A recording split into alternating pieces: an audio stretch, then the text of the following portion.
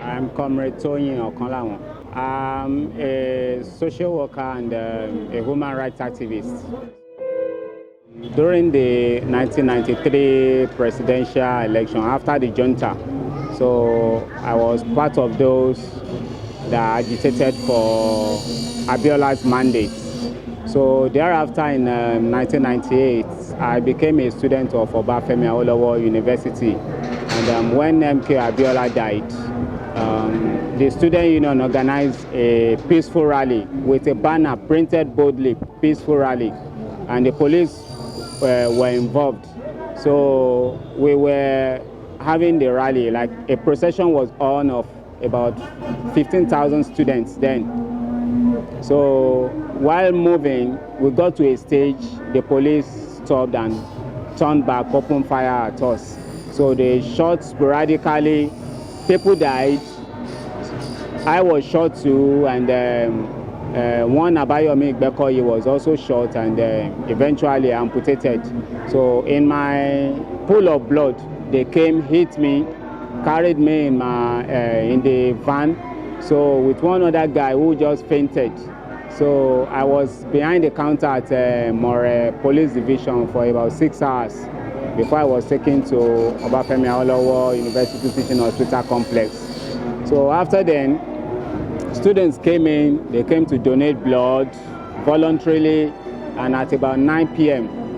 or so, I was wheeled into the theater where I had my first surgery called debridement fasciotomy, where all the tissues were cut because the AK-47 bullet traveled 1,000 kilometers per second and with high kinetic discharge.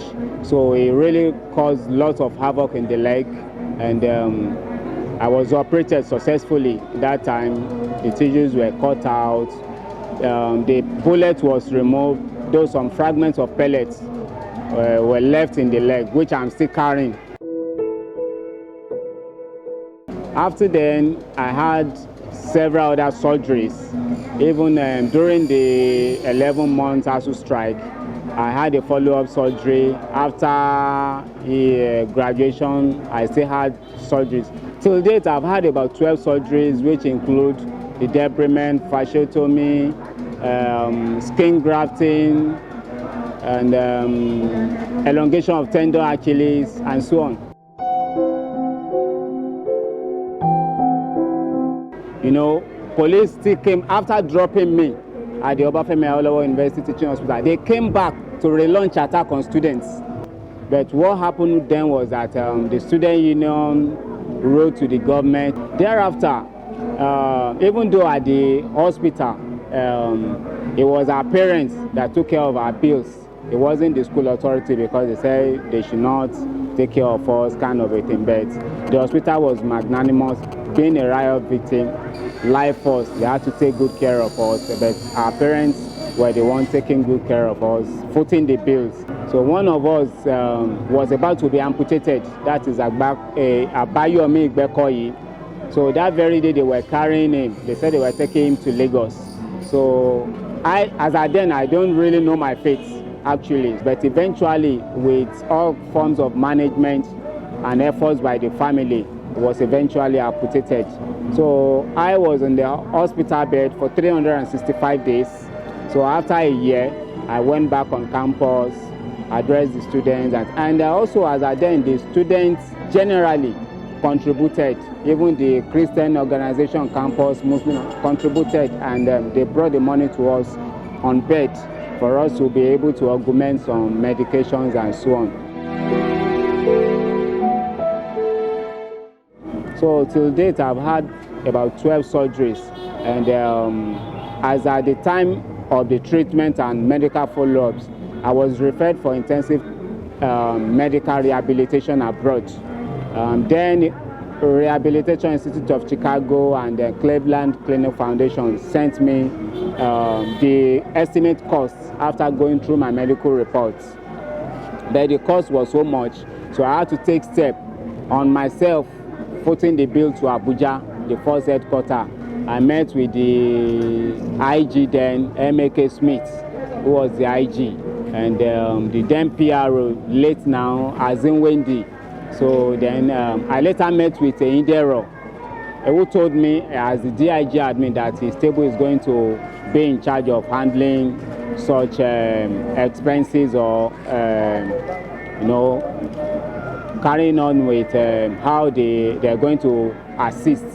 So they handed over me over to one DIG welfare called Mr. Dambok. So he took me to his office and requested what I needed. I showed him everything with my letters. After then, I was referred to Falomo Medical Hospital around Mobalende, Ikoyi axis. So the then AIG, Akpowowo, examined me, sent his reports to the IG. I got a letter from one DC Dayo Adeleke, a doctor in Abuja Hospital as well. So he communicated that the office of the IG is willing to assist and all that. But after then, I didn't hear anything. Even after I wrote some other letters as follow-up, nothing came up. And I've been trying using coping mechanism to manage myself. Till date, I limp with it, and I still do treatment on it. I go on daily medication. I still need intensive therapy and surgery on the leg. From the bill I got about 2 months ago, $5,000. That's in India, because the US hospital seems to be more expensive. So I had to relate with the hospitals in India. So $5,000. I go through pain all day, but the beauty of it is that with the present states and declaration of President Muhammadu Buhari, June 12th as Democracy Day, he being given his GCFR and being recognized as the president-elect for the 1993 presidential election, is really worth it. That means even those that have died in the course of struggle of June 12th, even aftermath of M.K.O Abiola, because during the rally against the death of M.K.O Abiola, many people also died. Many students were killed. Some were amputated. So it's worth it, and all our aspirations is coming to fruition. Only that people need to be rehabilitated and compensated, so that the mental well-being of such people that have been, injured will be stabilized. The message for Nigerians is that we should not lose focus. Whatever cause we believe in, we should always go for it and fight for it to letter. And the present situation of the country now is that we should be focused, particularly our political leaders. They should have the interests of the masses at hand and not the jumbo salaries they are collecting. The interest of the masses is very key, because it is when the masses are rest assured of the future, they have the social security, that is when the tension in the community and the country at large will down, and insecurity will fade away.